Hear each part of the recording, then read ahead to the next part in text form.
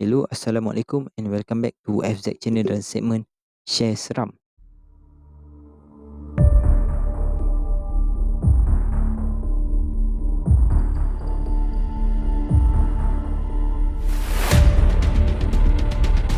Subscribe. Okey, untuk episod kali ni mungkin agak berlainan dengan kisah-kisah sebelum ni.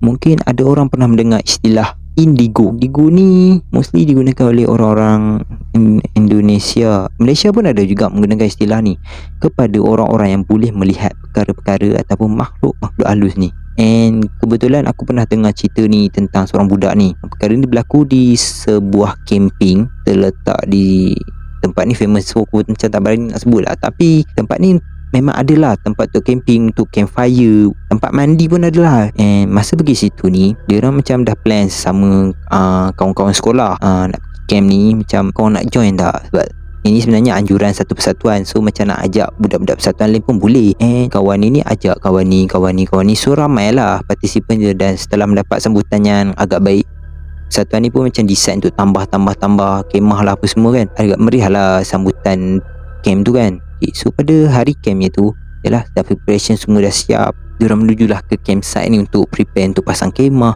untuk sediakan campfire, untuk sediakan makanan apa semua kan. Tibanya diorang kat sana macam wah, cantiknya, macam biarlah standard orang nak menghargai keindahan alam, tu menghargai masa-masa bersama rakan-rakan kan, macam enjoy lah kan. Okey, diorang pun ikutlah aktiviti mengikut hari. And sampai pada hari kedua ni, seorang ni yang boleh dikatakan indigo ni, pada pertama dia kelihatan macam agak lemah tau. So pada hari kedua ni macam dia direhatkan, macam ada orang pantau dah dia. Tapi bila orang suruh dia tidur dalam kemah untuk restkan diri, dia cakap tak nak. So tak apalah, dia macam still ikut tapi macam duduk tepi. And bila dia dah duduk tepi ni kan, dia tak ada apa sangat pagi, so macam tak ada apalah kan. Bila malam, ada dia still macam tak berapa nak sihat. And secara tiba-tiba dia macam cakap kat salah seorang facilitator ni. Dia bisik, dia panggil lah pada mulanya sebelum event mula. Dia kata, boleh tak kau cancel benda yang kau nak buat ni? Benda yang diorang nak buat ni sebenarnya tak ada salah tau, tapi dalam salah satu persembahan melibatkan satu lagu yang boleh dikatakan memanggil tau. Lagu ni bukan memanggil secara direct, tapi dia macam seolah-olah menggalakkan benda yang tak sepatutnya ada kat situ untuk mendekati diorang. Pada mulanya facilitator ni katalah, kita orang dah ni, dah kesian kat diorang prepare. Tak apa, kau cakap macam ni, kita tukar hari, ataupun kau lambatkanlah, ataupun nanti kau cakap benda ni akan buat untuk hari lainnya, tapi kau buat apa-apa dah event hari ni. And okay lah, bila diorang fikir nak buat apa, diorang bincangkan pengalaman pengalaman pahit. Namun tidak semena-mena dalam tukar pengalaman pahit, pengalaman manis ni, tiba-tiba ada seorang budak ni cerita, Abang Fesi, ya belakang tu. Okey, ada perkongsian apa? Cerita pengalaman manis, pengalaman pahit? Tak ada, saya ada pengalaman seram. Sejenak mendengar tersebut, si perempuan yang indigo ni macam apa ni? Kenapa tiba-tiba dia nak cerita seram pula? Benda nak cerita pengalaman pahit atau manis je kan. Tapi Abang Fesi, ini pun boleh dikira pengalaman pahit je untuk saya kan. Okey, teruskan kita. Kisah ni berlaku masa kita datang sini bang. Datang sini saya nampak ada seorang perempuan ni duduk tengok kita kat ujung sana tu. Lepas tu saya pun macam tengok lah sambil-sambil senyum-senyum, macam kau nak mengorak lah bang. Tapi lama-lama saya sedar bang, sini ni mana ada rumah bang. So dia datang pada mana bang? Dia nak mendengar kata-kata daripada budak ni. Si budak indigo ni kata, senyap, sudah. Tiba-tiba dia macam seolah meninggikan suara. Dan pada ketika tu, semua peserta macam terkejut lah. And masuk face ni kata, okay, kita stop sampai sini, kita akan sambung esok. And dia orang wrap up macam tu, macam tamatkan macam tu. Tapi macam satu persatu macam tiba pertanyaan, kata, apa hal hari ni dah lah cancel itu, cancel ini. Tadi nak konon cerita pengalaman seram pun tiba-tiba kena cut. Apalah program ni, ingatkan dah best sangat dah, tapi makin bagi spoil lah. Apalah, benda tu tak ada gangguan pada hari atau malam tersebut. Diorang ada lagi satu malam ni sebelum diorang berangkat pulang. Mana diorang ni 4 hari 3 malam tau. So malam pertama tak ada apa, Alhamdulillah. Malam kedua pun Alhamdulillah. Tapi malam ketiga ni disebabkan kedegilan daripada Fesi ni yang kata, kesian lah diorang ni, dan ni takkan nak buat kat sekolah, baik buat camp ni kat sekolah. Perempuan ni pun bersetuju lah. Tapi benda ni atas risiko semua versi yang akan dipertanggungjawabkan, atas apa-apa yang akan terjadi. So macam si nak mendengar tu macam seolah-olah takut jugalah versi ni. Tapi dia grab the opportunity. Dia cakap tak apa, diorang buat juga. Bila diorang teruskan juga acara ni, setelah semua dah buat persembahan terakhir ni, diorang ni menyanyikan satu lagu. Macam aku cakap, ada satu lagu ni yang agak memanggil sambil menari.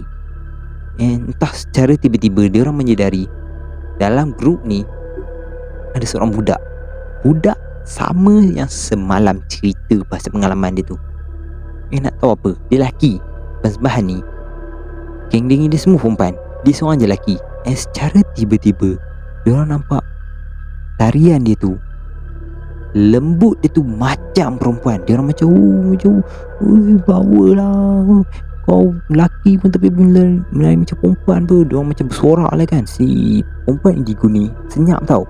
Dan face masa tu macam rasa lain tau. Tak apa, persembahan tamat, semua turun pada pentas kecuali si budak lelaki tu. Apalah, bila dah jadi macam tu, diorang dah tengok hal ni, turunlah kan kelihatan. Dia mula menggerakkan badannya sedikit demi sedikit, lalu menjerit. Jeritan dia tu kedengaran seperti satu jeritan perempuan, sedangkan dia seorang lelaki. Bayangkan, benda tu telah mengejutkan semua versi, yang mana selepas itu terus bergegas ke atas pentas dan cuba menenangkan dia. Dan kebetulan diorang memang ada satu cikgu pembimbing tau. Yang cikgu pembimbing ni juga ada sedikit pengetahuan. Alhamdulillah lah, sebab diorang pun macam ada berkira-kira benda ni akan terjadi, walaupun diorang sendiri minta untuk dijauhkan. And bila cikgu ni pun baca-baca, benda tu macam melawan balik tau. Macam tak ni, sampai cikgu ni dia kata benda ni degil sebab dia dah berhati lama, and dia dah macam seolah-olah berdendam juga. Dia perlu letakkan dia, ataupun kau ni kau kena asing ke semua budak, ataupun suruh je diorang masuk dalam kemah and pantau diorang satu persatu. Kenapa dia berkata demikian? Kerana dipenuhi dengan perempuan. Almost lelaki ni ada dalam 10 ke 20% macam tu je, sangat sikit. Kerana camp ni more tu kepada nak bagi kebebasan kepada perempuan. And lelaki-lelaki pun bila ada aktiviti dia orang tersendiri, dia orang akan diasingkan dengan perempuan. And pada malam tersebut saja mereka digabungkan. And bila terjadi macam tu, ustaz ni bercuba sehabis baik and cuba deal macam-macam. And alhamdulillah dia keluar.